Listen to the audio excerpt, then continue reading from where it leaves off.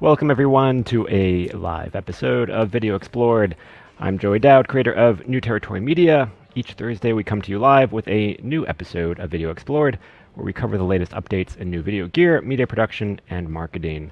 The goal is to be something to enlighten and inform you towards the end of your week. It's Thursday, good day to wrap up. There's been a lot of new camera announcements over the past few weeks from Panasonic and Nikon. They're going to break down, plus a couple other announcements in the virtual event space. If you're watching this live right now, you can join the conversation over in the YouTube chat. Over there. I think I'm pointing the right direction.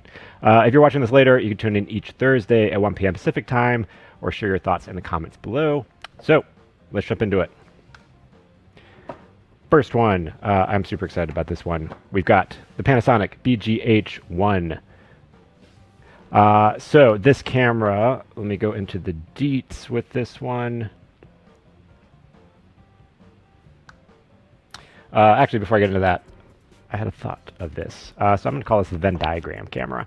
The BGH1, as I break down the features, the really interesting thing about it is it has kind of equal amounts of interesting broadcast features and interesting cinema features.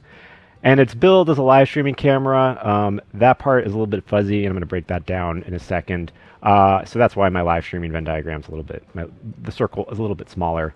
But it's got impressive features. It reminds me, especially with the shape, it reminds me of Blackmagic's two versions of their micro cameras, which is the what's it called? I don't write the notes down. The Pocket Cinema camera, and I'm sorry, not the Pocket.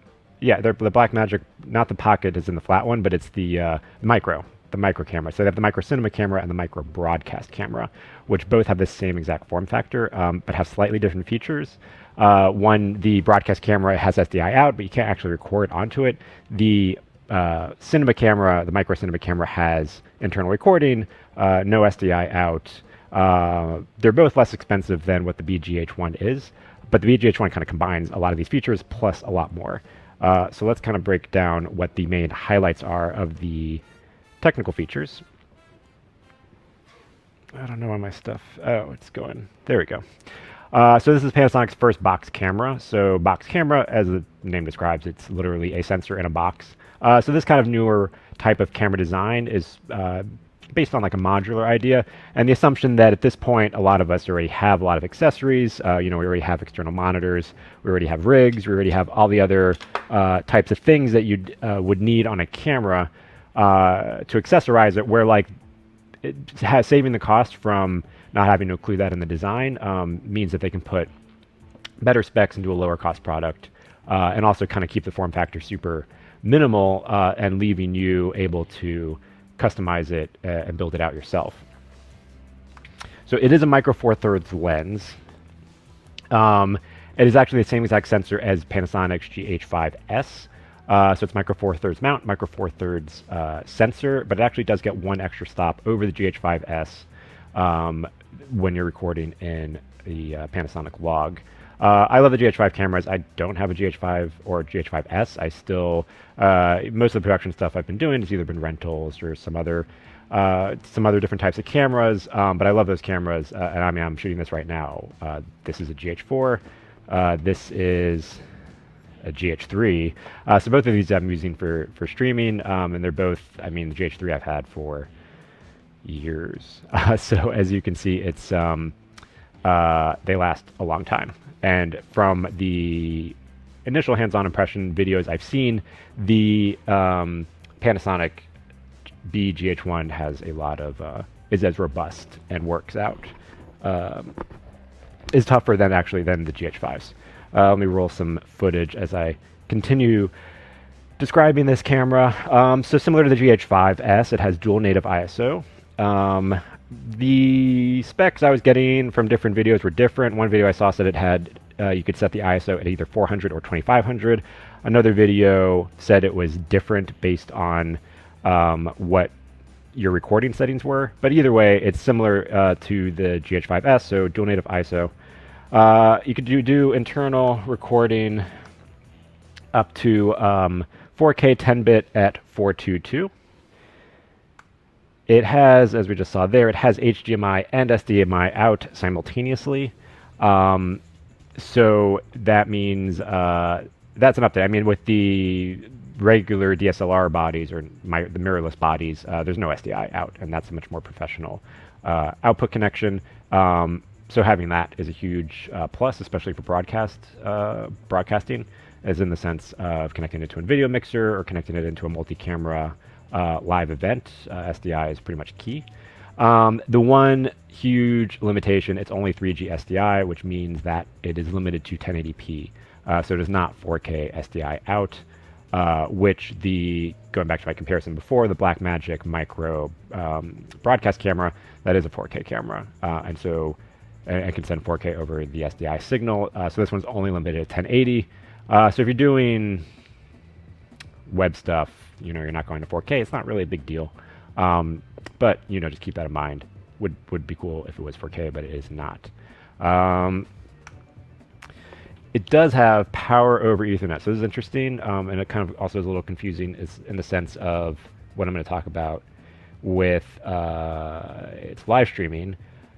So power over Ethernet, as the name describes, it has an Ethernet port on it. You plug it into Ethernet. If you have the proper router, you can send power over Ethernet. That it basically just lessens the amount of cables you have. So instead, if you were connecting this on Ethernet or if you were connecting this over SDI, but basically if you're connected over Ethernet, you can then get power and whatever signal you're sending over Ethernet from one cable rather than having to have a power cable, SDI cable, Ethernet cable. So it just saves on cables and makes things a little bit easier.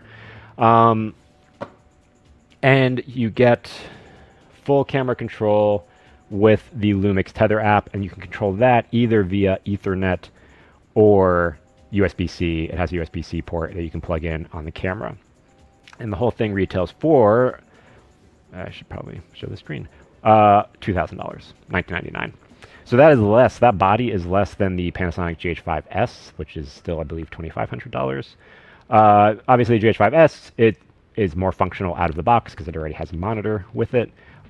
With the BGH1, you need to have everything, including a lens. But the GH5S doesn't come with a lens. So, but you need a monitor, you need a setup. I mean, I guess you could plug it into a computer and use your computer as a monitor. So it has the Tether app. I don't have footage of that, but I'll keep rolling that B-roll footage. So the thing that is slightly confusing is it is marketed as being a live streaming camera. And what's definitely clear is you can connect it to your computer and you can use, it will show up as a webcam. So, you could plug it in and use OBS or something, or connect it to Zoom, and you very much instantly use your camera out of the box. Everything else was saying that it was, you have to use the Tether app. So over Ethernet, you can fully control the camera over Ethernet as far as all the settings, recording. You can get a video signal out. That part is not clear over what you can get over Ethernet as far as video signal. It's not quite clear. It's definitely not NDI. So NDI is sending video signal over Ethernet. I believe it's proprietary. It's new TriCaster's. I think NewTek is the company behind TriCaster. Yeah, it's the TriCaster's video signal, which so I guess probably would up the cost to have the licensing for NDI. So it's not sending video signal out over NDI, which is usually the type of functionality you see when cameras have Ethernet. So it doesn't do that. You can get an adapter and convert the signal to NDI, but the Ethernet out of the box doesn't connect it to NDI. So it's not entirely clear what you can do. It wasn't clear, do you connect it to Ethernet, and if you can control, if you could stream out directly to YouTube, if you can stream out, if it only shows up as a webcam, if the webcam works over Ethernet and USB-C. That part was hard to find information on, and it wasn't quite clear. It wasn't clear if it had a built-in encoder, and you could just go straight to, an RTMP signal on Facebook or YouTube or Twitch. So that part I'm a little confused on. And I would like to find out more information about that. And it wasn't quite clear over the reviews that I was looking at what you can do over Ethernet. What was clear is you can definitely control the camera. You can control up to 12 of these cameras on the same network with Ethernet. but yeah, I'm still fuzzy on what all the live streaming functions are that it's built with. Yeah, so it has dual SDI slots, so you can record internally to SDI. I mean, it really is a Venn diagram camera. You've got the huge, you can shoot in LUT. You've got the huge dynamic range. You've got micro four thirds mount. You can record internally. You can output to HDMI and SDI at the same time. The fact that it has SDI means it's a good solid broadcast camera. That it has Ethernet, you can remotely control it. And a lot of the promo shots were using this as a crash cam, mounting this camera on drones, mounting this camera in hard to reach spots. So, both the small form factor and the ability that you can remotely control it, makes this both a good camera to get really cool shots, broadcast camera, live streaming camera. So yeah, it really ticks all the boxes, and only $2,000, so less expensive than GH5S. Super impressive, super solid. Very excited to see it come out and to see what it can do. Okay, next from Nikon, the Nikon Z6 and Z7 version 2, Mark II. They don't have an official name, or I just didn't read what the official name is of how they label the two. Okay, so this camera, the first version came out last year. Or was it? It was about, yeah, I think it was last year, if not 18 months ago. I have the Z6 version 1 here. It's a loaner unit that I've had for a year. I feel bad that I've not done the review, but I just cannot get myself around to really using it and liking it. I mean, I've had this camera, and every time I have to do shoots, I just end up defaulting back to the GH4 cameras. My three biggest issues with it, I mean, look, first off, this is a beefy camera. It feels great in my hand. It feels like a real photo camera. It is definitely still geared more towards a still photographer rather than a video camera. Even though it has the most video features Nikon's ever done, and it's billed as a filmmaking camera, and they sell the filmmaking kit that comes with the Atomos recorder and the Ronin stabilizer. But anyway, my three biggest issues: the menu is extremely confusing and not intuitive at all, especially for video features. Just the other day, I was recording a video on this, and it wouldn't let me record, and I had to dig in the menus and change an obscure setting under HDMI output, which was preventing the recording. But it didn't tell me that I had to do that. It was just like I had to work backwards from like previous settings and figure that out. Autofocus, kind of a mess. Jumps all over the place. Haven't really figured out the best settings to use it. And with the video features, we really don't get a lot of the potential out of it without using an external recorder, like an Atomos recorder. It does ProRes RAW. I mean, that was one of the big billings where this is one of the first DSLRs that had ProRes RAW. Now it's a little bit more commonplace. And that was what I was really interested in testing this camera out with. And so, I mean, yeah, if you want super high-end images, it does work great there. But yeah, no ProRes RAW, but not even that, so that I can understand. But you can't even record log in any format internally. It has to be done over HDMI to an external recorder. And lastly, I mean, because this is sort of like a filmmaking camera where like you are a cinematographer shooting stuff, it doesn't have a flip screen, so you can only angle and tilt out the screen. But for doing stuff to record yourself, as in vlogging or just any type of stuff where you need to record yourself, you can't do it. I mean, you can't, this isn't going to flip up. Obviously, you can do it, but, I have to use an external monitor and mount it on top, and it's just a huge, big hassle. And then even with that setup, the autofocus kind of sucks, and I'm looking at the footage, and sometimes my face is not in focus, whereas even the older GH4 doesn't really have an issue focusing on my face when it is clearly in shot. So, all that said, they have now released an update to the camera that, version 2. And what does the update address many of these issues? No. It does not. The main thing with the update, it adds an SD card slot. That is cool because I did have to plump down my own money to buy a XQD card for this camera to test it out. of which I have nothing else that will use that card, so that was money spent on the card. So now they have an SD card slot, so you can record, if you want to back up simultaneously, or I'm assuming, I am making this assumption, but that you could just shoot on the SD card. I would assume that it is limited as far as like frame rates and stuff that you could do, because they did add the feature where you can now shoot 60 frames per second at 4K. I don't remember what this could shoot at before, but it isn't. This is clearly the upgrade. Out of the things I complained about, they did improve autofocus. I don't know how much of an improvement it is. Also, they have consistently released autofocus updates for firmware updates, but they released like a pet mode that could help focus on pets. But a lot of these autofocus updates, they only worked in still mode. They didn't work in video mode.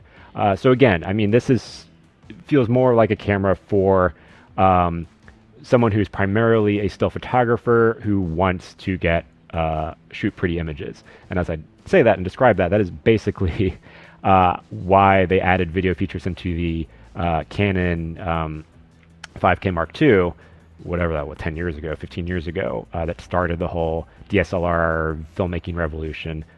It was a still camera where they added the ability to shoot videos for photographers on assignment that needed to capture a couple clips to deliver to their news organization to kind of just cut down on costs for or just make them more marketable to be able to deliver some quick shots. But it is primarily a still camera that can happen to shoot video.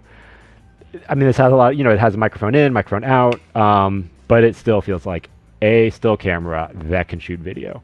Very nice looking video, but not the most intuitive in the way that it operates, at least in the menu systems. A lot of things that I've been trying to find, even basic settings, it takes a while to figure it out. So anyways, cool. Glad they're updating it, but it doesn't really address a lot of the things that that I thought were not the best. All right, next up, the Atomos. Speaking of Atomos, the Atomos Connect 4K. So I just did a video on a no-name brand of this. These are pretty popular devices. The the HDMI to USB adapter.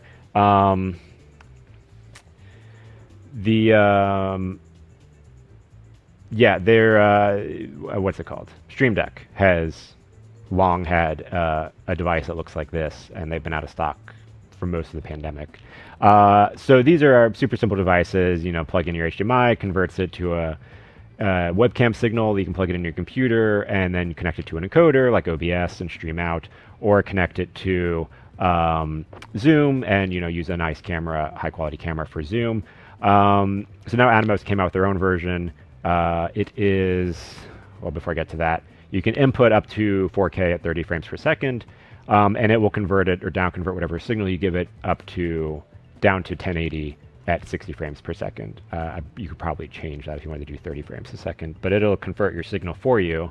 It is $80. So if you check out my other video, I reviewed a device that looks literally exactly the same. It is one of the no-name brands from Amazon, and it is $20. I did a test here live. You can check it out. It worked instantly. Actually, then I did another video with it, and it also worked there too. I have not done hours of streaming with it. I don't know if it will fail after streaming hours with it. If I was doing if I was doing something like this to this kind of show, no offense to this show that I'm putting on, but like if it failed, it's not the end of the world. If it was a concert type thing or something, or a big event that was more mission critical, I'd probably trust the name brand of Atomos and get something more reliable, even for my own just like peace of mind. I would say maybe it's probably worth the extra 4 times the cost of the device, of getting the Atomos device versus the no-name brand device that literally do the same exact thing. But I would probably trust the Atomos device for the long haul, for more mission critical broadcasts. Another interesting use that they have is connecting it with their Shogun, which the Shogun can take 4 inputs and basically become a live mixer. So you can take 4 inputs and switch and record the 4 inputs and a master output and basically switch between 4 different camera angles. So basically they're saying take that HDMI output from the device, plug it into this Atomos Connect, and now you're able to use your Shogun as your multi-cam mixer and then stream it out and connect it to your computer and stream that out to wherever for your live broadcast. So interesting use case. I mean, the Shogun is just sending out an HDMI signal, so I don't see any reason why you wouldn't be able to use any other brand to do the same exact workflow. But for them highlighting it, it is an interesting thought. And again, I would trust their product more. They're, a professional company that's much more reliable. If under the hood there's anything actually different, I don't know. Maybe not. Not sure. Okay, moving away from the gear over to wrong shot. To some kind of news in the marketing, in the media space, the marketing space. So we've got YouTube shopping. So YouTube, according to Google story, Google is planning to make YouTube a major shopping destination. So YouTube already has some integration with some channels like Shopify and some products. Let's just jump up on my notes here. So they already have some notes. They already have some connections where you can sell some products off your channel, like through Teespring, I think, if you wanted to sell merch, related to your channel, or connect with Shopify. But those are third-party vendors. What it sounds like in this Bloomberg story is that YouTube wants to be the online store itself. I guess similar to what Instagram's doing with their shopping initiative. In the Bloomberg story quoted, late last year, YouTube began testing a similar Shopify integration for creators who can list as many as 12 items for sale on a digital carousel below their videos. So you've probably seen that on some other videos. Above the description, there's a scrolling bar of videos, of products, but obviously that's going through a third-party vendor, Shopify. So it seems like YouTube wants to, take a piece of that action. And so the reason that this story came to light was that YouTube was asking creators to start tagging products in their videos. So yeah, it's not quite clear. It's like, does YouTube become the shopping portal and then the creators still have to fulfill them? Or if the YouTube channel is for a brand that has products tagged, then is a brand now basically having an online storefront that's hosted via YouTube. But then if someone else talks about your product and they tag it, is that linking back to you as the storefront owner and as the brand owner that is fulfilling these orders? That part is all a little bit fuzzy. But what isn't surprising is why YouTube's interested in this in the first place. Obviously, there are tons of unboxing videos, and it is a huge segment of YouTube. And this stat, according to Search Engine Journal, 55% of consumers use videos for purchase decisions. I've definitely gone on YouTube and searched for camera products I'm interested in purchasing, just to kind of get the vibe on what is going on. I'm sure you have probably searched for camera products. You might have found this video searching for Nikon or Panasonic BGH1 and come across this video. So it is not surprising at all that YouTube is interested in getting a bigger piece of the shopping action. So if you have a brand and if you do sell products, first off, obviously another huge reason to get on YouTube and own that space for your product, but also a little bit fuzzy as far as, is this basically going to be another storefront that you manage, and then there's cross-linking between, if I mention your product and I link it in my video, that links it to the YouTube product page. That part's a little bit fuzzy as far as what that actually looks like. But yeah, not surprising at all. It would be nothing about this mentioned anything about live videos. This was pretty much, if your video talks about a product and tagging it in the metadata. But what would be even more interesting, and probably the next step after that, would be live videos and live e-commerce, which is not huge in America, but it is huge in China and the rest of the world. It's huge in China. I can't say for the rest of the world. Amazon's been dabbling with that. There is an Amazon live streaming platform, not Twitch, actually on Amazon.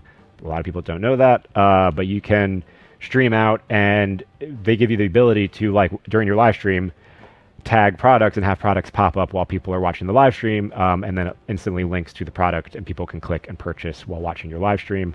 That would be the next logical place for YouTube to go once they build out if they are building out their own native shopping platform, their own native shopping ecosystem, to build it out.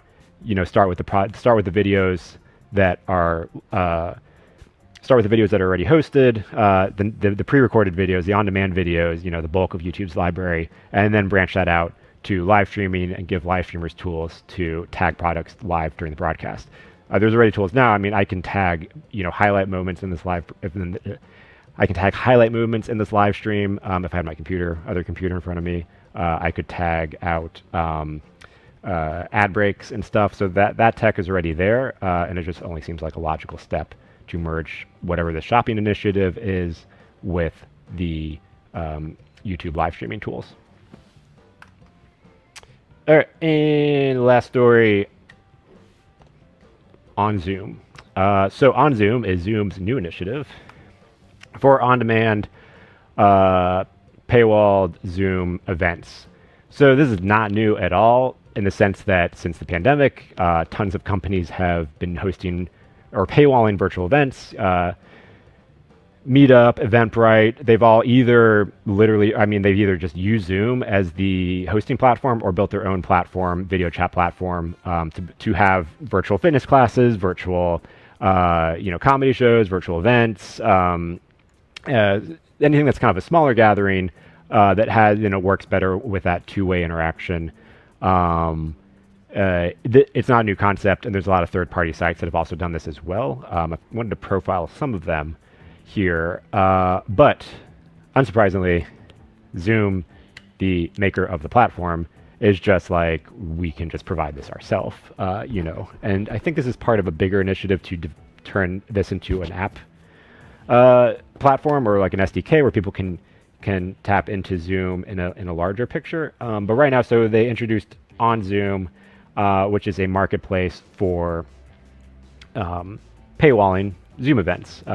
And so some of the examples were fitness, tours, is in the sense of like, you can log on and get a tour of like a virtual travel tour.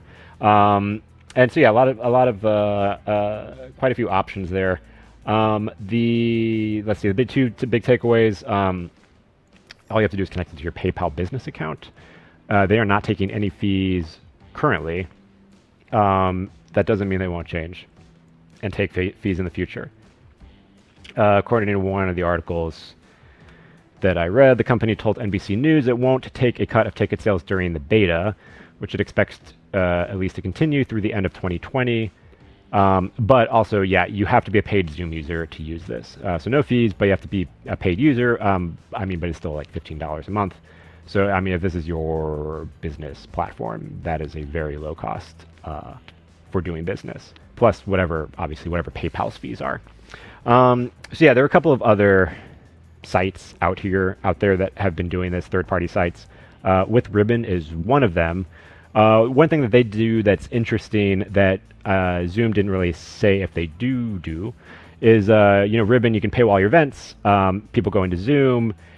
You can record your Zoom event, and then that video can actually get hosted back on with Ribbon. And so you could build up a library. So let's say you have a yoga studio, you're doing virtual yoga classes. People can join the live yoga class, but then when you're done, with Ribbon, we'll take that recording and then put it in your media library. So now you are building up an on-demand library within your little platform, your space on with Ribbon.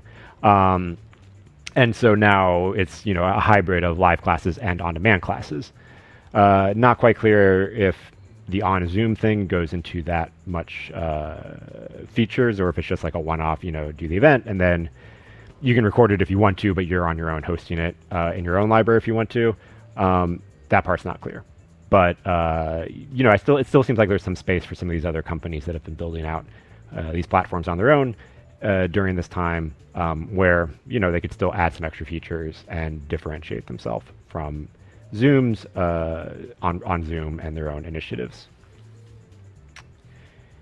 And that is a wrap. I got 2 new videos up, so the last 2 video exploreds have been unboxings. So if you liked what or were curious about what I talked about with the Atomos Connect, you can check out the unboxing video and the test run with the $20 HDMI to USB adapter. And I also got a $30 selfie ring light, which I was super impressed by. So you can go check that out as well, where I do a testing with that device. A lot of these are kind of testing. I'm trying to, piece together the best quality and least expensive way to create a nice portable studio to either send out for people to join remotely and to look and sound their best, or just for anyone that is doing presentations or just wants to up their Zoom game and improve their quality instantly for like less than $150. And that is it. So thank you so much for tuning in. If you like video gear, we got some new. It would probably help if I turned my teleprompter on before I started talking about those videos. So go check out those videos. If you're watching this after airing, you can tune in each Thursday at 1 p.m. Pacific right here on the YouTube channel. And you make sure to subscribe to the channel and hit the bell below, so you get alerted when I go live in the future. If you're seeing this on Facebook or Twitter or some other channel that I uploaded this to after being live, you can always subscribe by going to mtm.link/YouTube. You can find all the links today in the show notes below in the description. Thank you for tuning in, and I will see you next week here on Video Explored. Take care.